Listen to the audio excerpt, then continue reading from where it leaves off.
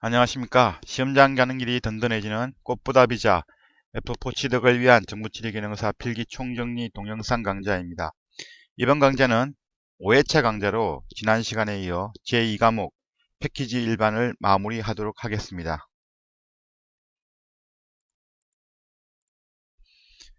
41번 문제입니다. 테이블 구조 변경 시 사용하는 SQL 명령은 하고 묻고 있습니다. 자, SQL 명령에는 크게 조작문, 정의문, 제어문이 있다고 했죠. 그 중에서 테이블 구조 변경은 정의문에 해당하죠. 데이터 정의어, 즉 정의문에 해당하는 것은 총 세 가지가 있습니다. create 명령과 drop 명령, 그리고 alt 명령 이 세 가지인데 이것들은 파일의 구조를 생성시키고 없애고 그리고 변경시키는 역할을 하는 거죠. 즉 데이터 테이블에 관련된 데이터베이스의 테이블에 관련된 명령어들인데 테이블을 만들 때는 생성 명령인 create 명령을, 그리고 없앨 때는 제거 명령인 drop 명령을, 그리고 테이블의 구조, 즉 뭐냐 하면은 새로운 테이블을 만드는데 그 테이블이 학생 테이블이다. 학생 테이블이라 한다면 학생 테이블에 존재하고 있는 아이템들은 예를 들어서 학번, 그리고 학생의 이름, 그리고 국어 성적, 영어 성적, 수학 성적 이렇게 나누어지겠죠. 이런 것들이 하나의 필드에 해당하는 아이템들입니다. 이 필드에 해당하는 것들에 있어 가지고 예를 들어서 학생의 주민등록번호가 빠져 있다라고 할 경우에 학생의 주민등록번호를 집어넣고자 하려고 할 때, 이럴 때 구조를 변경시켜야 되겠죠. 그 테이블의 구조를 변경시킬 때 사용하는 명령어는 alt 명령어죠. 답은 나입니다. 자, 42번 문제입니다. 다음 질의를 SQL문으로 옳게 표기한 것은 묻고 있습니다. 상품 테이블에서 단가가 5만 이상인 자료에 상품명, 단가, 수량을 검색하시오라고 했습니다. 조건을 부여해 가지고 어떤 특정한 레코드를 검색할 때 사용하는 명령은 일단 select 명령이죠. 자, select 명령이 사용된다는 걸 일단 확인하시면 될 거고, 조건 명령은 회원문 뒤에서 반드시 표현되어야 됩니다. 회원문 뒤에 조건이 나오는데 조건이 뭐였냐면 단가가 5만 이상입니다. 자, 회원문 뒤에 단가가 5만 이상이라는 것은 크거나 같다는 걸 의미하죠. 크거나 같다. 단가가 5만보다 크거나 같다에 해당하는 것은 다와 다이죠. 자, 다와 다를 가지고 있는데 단가가 5만 이상인 보기는 일단 다와 다인데 그 중에서 자, 어떤 테이블에서 표시할 것인가, 어떤 테이블에서 검색할 것인가를 찾아야 되기 때문에 상품 테이블이라고 일단 문제에서 주어져 있습니다. 자, 그럼 플람이 상품 되겠죠. 자, 플람이 상품 되고 표시할 내용, 즉 검색해가지고 화면상에다가 표시할 내용은 자, 여기 상품명, 단가, 수량이죠. 그게 바로 실렉트문 다음에 나와야 되는 검색돼야 될 열 목록입니다. 즉 상품명, 단가, 수량이 플람문 앞에 나와야 되겠죠. 그럼 답은 다가 되겠네요. 자, 실렉터 상품명, 단가, 수량을 표시하는데 검색하는데 플람 어디에서 상품이라고 하는 테이블에서 어떤 조건으로 단가가 5만 이상인 경우에 한해 가지고 검색을 해서 표시하라고 하는 실렉트문입니다. 답은 다 되겠습니다. 자, 43번 문제입니다. 43번 문제는 특정 필드의 검색 결과를 자, 실렉트문이죠. 검색한다는 것은 검색한다는 것은 실렉트문이 될 거니까 특정 필드의 검색 결과를 순서대로 출력, 즉 정렬 출력하기 위한 SQL 명령을 묻고 있습니다. addby죠. addby 즉 정렬에 대한 명령입니다. 정렬에 대한 명령인데 addby에서 뒤쪽에 어떤 예를 들어서 성적 순위를 한다면 성적이 나올 거고, 그 다음에 A에서 C가 붙는다고 할 경우 ascend라고 해가지고 오름차순이죠. 그다음 디센드는 내림차순이고, 즉 오름차순을 정렬할 때는 A에서 C가 D에 붙을 거고요. 내림차순을 정렬할 때는 D에서 C가 D로 붙을 겁니다. 자, 오름차순과 내림차순 아시죠? 오름차순은 1, 2, 3, 4순으로 올라가는 것이 오름차순입니다.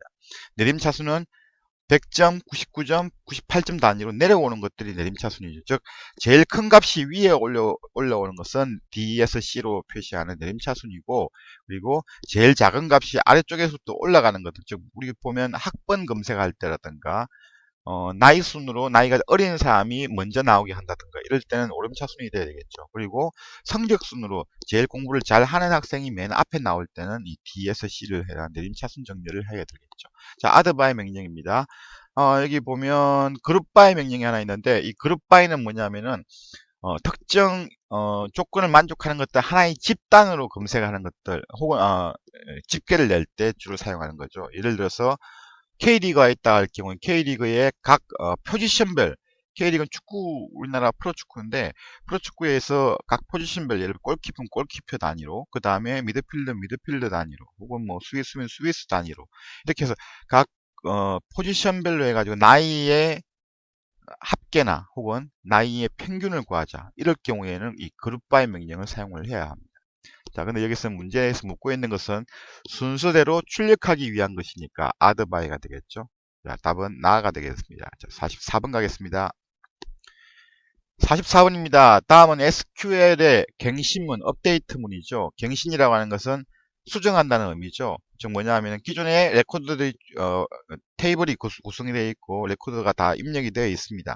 입력이 되어 있는데 그 중에서 어떤 특정한 조건에 맞춰 가지고 그 특정한 조건을 만족하는 데이터들은 이런 식으로 바꾸라.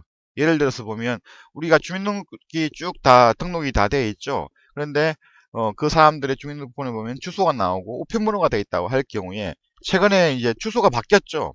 어떻게 바뀌었습니까?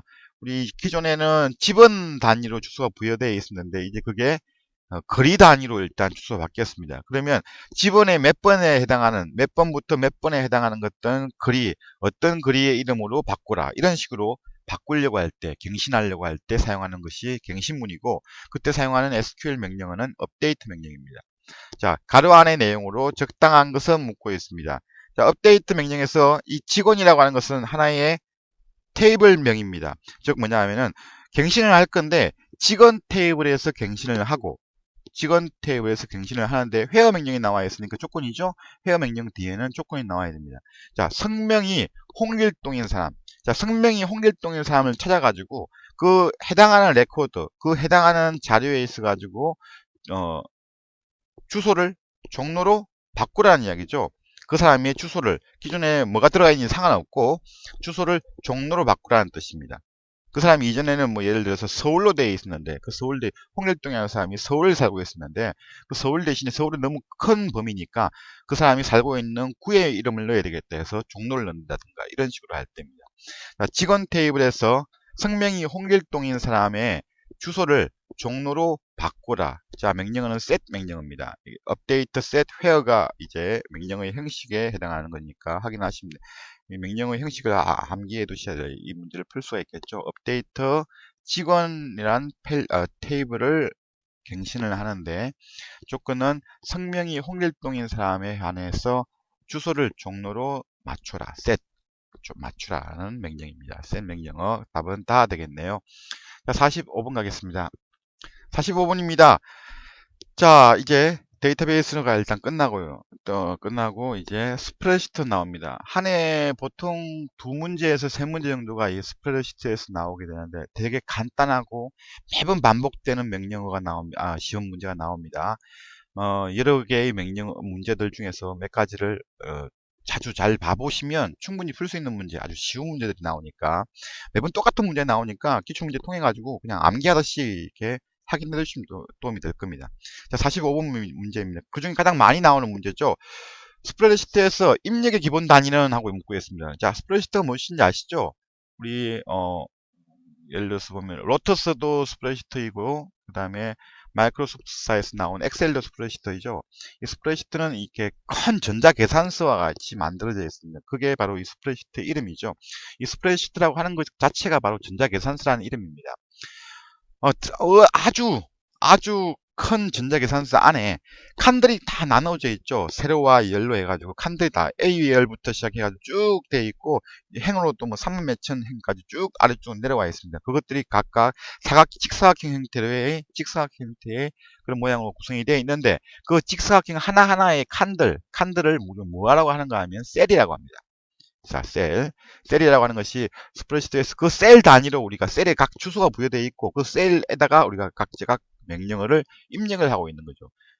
보시면 잠깐만요. 하나 한번 봐볼게요. 마이크로소프트사에서 나온 오피스 중에 우리가 스프레드시트라고 불리우는 것은 엑셀을 의미하죠. 일단 뭐 다음에 확인하기로 하겠습니다. 일단 스프레드시트에서 이제 가로와 행으로 행과 열로 구성되는 직사각형의 모양, 그것이 바로 셀이고, 셀 단위로 주소가 부여되어 있고 그 단위로 우리는 데이터를 입력을 하고 있습니다. 자, 다음 기회에 준비가 좀 안 되어 있으니까 다음 기회에 이 스프레드시트에 대해서 좀 더 확인할 수 있는 기회가 있으면 확인하도록 하겠습니다. 자, 46번 갑니다. 자, 46번입니다. 역시 마찬가지로 스프레드시트 문제입니다. 스프레드시트에서 반복 실행하여야 하는 동일 작업이나 복잡한 작업을 하나의 명령으로 정의하여 실행할 수 있는 기능을 무엇이라고 하는가 라고 묻고 있습니다. 자, 이건 스프레드시트뿐만이 아닙니다. 워드 프로세스도 마찬가지고 어떤 소프트웨어에도 심지어는 우리 파워포인트에도 이와 같은 기능이 있습니다. 뭐냐면은 매번 똑같은 작업을 해야 되는 경우가 있습니다. 스프레드시트라고 한다고 하면 예를 들어서 뭐 합계를 낸다든가, 특정한 일을 합계를 낸다든가, 혹은 자동 재계산을 한다든가, 이런 식으로 매번 작업을 하고 난 뒤에 똑같은 작업을 계속 반복을 해야 된다고 할 경우에 굳이 그 작업들을 매번 할 때마다 그 명령어를 하나하나 기능들 맞게끔 하나하나 이렇게 따로 만들어 가지고 매번 똑같이 반복 작업을 한다는 건 되게 비효율적입니다. 그래서 어떻게 하냐면은 같은 작업을 매번 똑같은 작업을 한다라고 할 경우에 그걸 하나의 키에 대체를 시켜 놓습니다. 이렇게 연결시켜 놓는다는 의미죠. 예를 들어서 뭐 컨트롤 키를 누르고 있는 상태에서 A 키를 누르게 되면 예를 들어서 10번째 열부터 100번째 열까지를 매번 합계를 내는 그런 어떤 계산식, 수식이 있다고 할 경우에 그걸 매번 이게 10번째 열부터 시작해서 범위 잡아가지고 100번째까지 이렇게 쭉 드래그 하고 난 뒤에 다시 이꼴 해가지고 sum이라는 함수 이용해가지고 10번째부터 100번째까지를 이렇게 계산을 해라 라고 하는 그것들을 매번 똑같은 작업을 하는 건 되게 번거롭죠. 그렇게 작업하는 게 하루에 뭐 100번 넘게 해야 된다 하면 되게 번거로운 작업입니다. 그걸 컨트롤 키하고 A 키 연결시켜가지고 컨트롤 A만 딱 누르면 그 작업을 한 번에 그냥 우리가 다른 작업을 할 필요 없이 다른 그 기능을 수행할 필요 없이 한 번에 그 작업을 마무리해서 결과를 표시하게끔 이렇게 만드는 작업을 바로 우리는 매크로라고 합니다. 자, 매크로라고 하는 것도 만들어 놓으면 되게 편하게 이용할 수 있습니다. 하지만 고급 명령이기 때문에 엑셀 고급 기능에 포함되어 있죠. 자, 그래서 이 매크로는 이 엑셀뿐만 아니라 스프레드시트뿐만 아니라 워드 프로세스에서도 똑같은 작업이 있고 뭐 데이터베이스에도 마찬가지입니다. 파워포인트에도 마찬가지로 프레젠테이션에도 마찬가지로 이 매크로 기능이 다들 포함되어 있습니다. 자, 그래서 매크로는 반복적인 작업을 하나의 키에 등록을 시켜서 하나의 키를 누르면 자동으로 그 반복되는 작업이 수행되게끔 하는 그와 같은 기능을 우리는 매크로를 한다.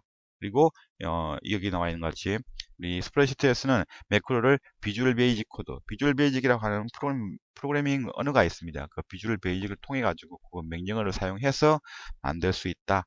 이렇게 확인하시면 되겠습니다. 47번 가겠습니다. 자, 마찬가지 스프레드시트입니다.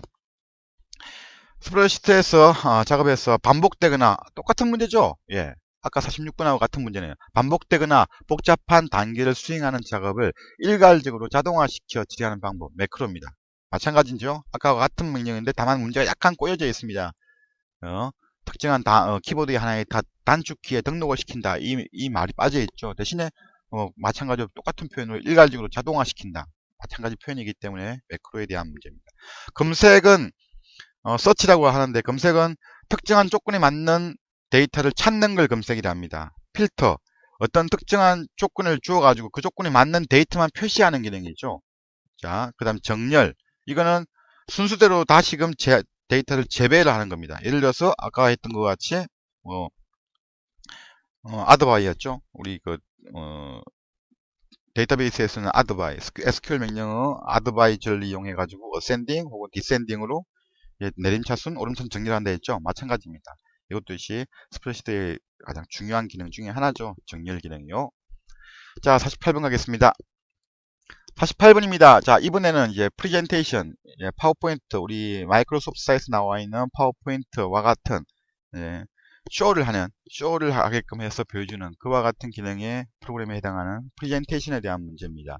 프레젠테이션도 두 문제 혹은 세 문제가 계속 나오고 있고 항상 나오는 문제가 반복 한 10개에서 20개 정도 20개 정도의 문제, 많아봐야 20개입니다. 대충 보면 한 10개 정도의 문제가 계속 반복적으로 해서 2개에서 3개가 나오니까 그 나오는 기출문제를 반드시 확인해 두시면 여러분들 문제풀이에 도움이 될 겁니다. 자, 기업체의 발표회나 각종 회의 등에서 빔 프로젝트 등을 이용하여 제품에 대한 소개나 회의 내용을 요약 정리할 청중입니다. 오자. 자, 청중에게 효과적으로 전달하기 위한 도구를 의미하는 것은 프레젠테이션의 정의이죠. 프레젠테이션입니다. 데이터베이스는 우리가 확인했던 SQL 같은 것 같이 많은 데이터를 관리하기 편하게 만들어지는 그런 프로그램이고, 오더 프로세스는 문서 작성하는 프로그램이죠. 문서를 작성할 수 있도록 만들어지는 프로그램이고, 스프레드시트는 아까 우리가 확인했던 엑셀과 같이 숫자 데이터, 주로 숫자 데이터죠. 숫자 데이터들을 좀 더 효율적으로 우리가 계산할 수 있도록 만들어져 있는 전자계산서가 스프레드시트이다.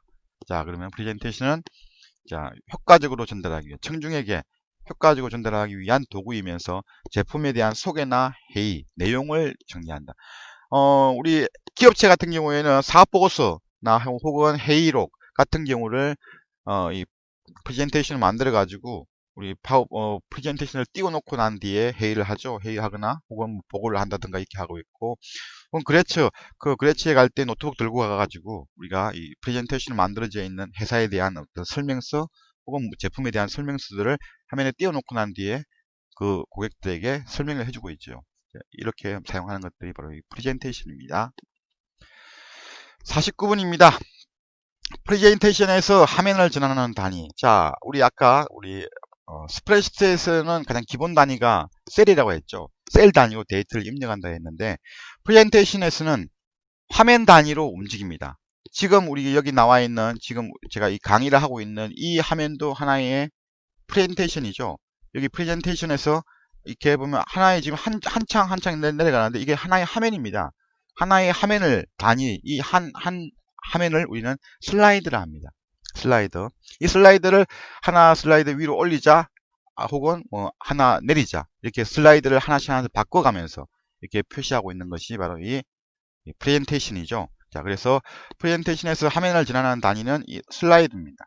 셀은 아까 했던 것 같이 스프레드시트의 단위가 될 거고요. 개체는 뭐냐면은 지금 여기 보면 여기 하나의 박스입니다. 색깔 들어가 있는 하나의 그 글자를 입력할 수 있는 박스. 그리고 이것도 역시 글자가 입력된 거고, 보시면 여기 이것도 하나의 박스죠. 큰 박스들, 이런 박스들, 그 다음에 이것도 하나의 박스에다가 집어넣어서 숫자를 표시하고 있습니다. 혹은 이건 도형이죠. 그림을 가지고 와서 여기 표시하고 있습니다. 이런 것들이 하나하나가 박스 혹은 이런 도형 하나하나가 바로 개체입니다. 소리나 음성, 그 다음에 뭐 여기에서 이게 애니메이션이 돌아간다면 이 애니메이션이라든가 소리도 하나의 개체가 되겠죠. 자, 그 다음에 시나리오는 영화에도 시나리오가 있죠. 시나리오 대충 의미는 아실 겁니다. 전체가 흘러가는 하나의 이야기를 우리는 시나리오라고 하죠. 지금 제가 이 강의를 하기 위해서 처음부터 총 100개의 가장 많이 나오는 문제를 이렇게 뽑아가지고 하나씩 화면을 구성을 하고 있죠. 이게 바로 하나의 시나리오죠.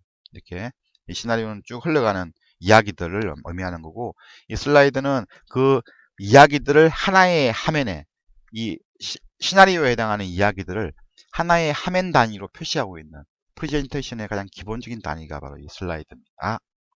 자, 50분 가겠습니다. 자, 프레젠테이션의 흐름을 기획한, 아까 얘기했죠. 이야기, 흘러가는 이야기, 흐름을 기획한 것은 우리는 시나리오라고 합니다. 시나리오. 자, 개체는 아까 말씀드렸던 이런 그림이라든가 이런 박스 같은 것들 말하는 거고, 슬라이드는 단위라 했죠. 이 흐름이라고 하는 시나리오를 표시하기 위해서 화면 단위로 표시하는 것들을 슬라이드라고 했고요. 매크로, 아까 했던 것 같이 반복적인 작업들을 하나의 키에 대응을 시켜서 자동화시키는, 일괄적으로 처리하게끔 하는 것이 바로 이 매크로죠. 자, 그래서 답은 이 시나리오 되겠습니다. 시나리오. 자, 이렇게 해가지고 두 번째 과목에 해당하는 패키지 일반도 마무리가 되었습니다. 자, 첫 번째 과목은 전자계산기 일반이었고요. 시험 비중으로 보면 전자계산기 일반이 약 한 30% 정도의 시험이 출제가 되고, 그리고 여기 두 번째 과목인 패키지 일반은 10문제 정도니까 한 20%가 안 되죠. 5, 6% 정도가 구성이 됩니다. 제일 쉬운 과목이 사실은 이 두 번째 과목입니다. 패키지 일반 과목은 항상 나오는 문제가 나오기 때문에 여러분들 기출 문제를 반드시 확인해 두시면 그냥 기본 10점, 뭐 실수를 한 개 틀려도 9점 정도는 확보할 수 있습니다. 그러니까 문제를 최소한 대여섯 번 이상 반복을 해가지고 그러니까 암기하지 않더라도 이 프레젠테이션의 흐름을 기획하면 바로 시나리오 이렇게 답이 나올 수 있을 정도로 이렇게 흐름 물론 이제 여러분들한테 주관식으로 문제가 나오는 건 아니지 않습니까? 흐름을 기획하는 것을 하고 나는데 시나리오가 반드시 문제집에 포함되어 있을 겁니다. 그러니까 흐름을 기획하면 바로 시나리오 체크할 수 있도록 계속 반복적으로 이렇게 작업 암기를 확인을 해 두시는 것이 도움이 될 겁니다. 자, 그래서 오늘 두 번째 과목인 패키지 1번까지 마무리 짓도록 하겠습니다. 감사합니다.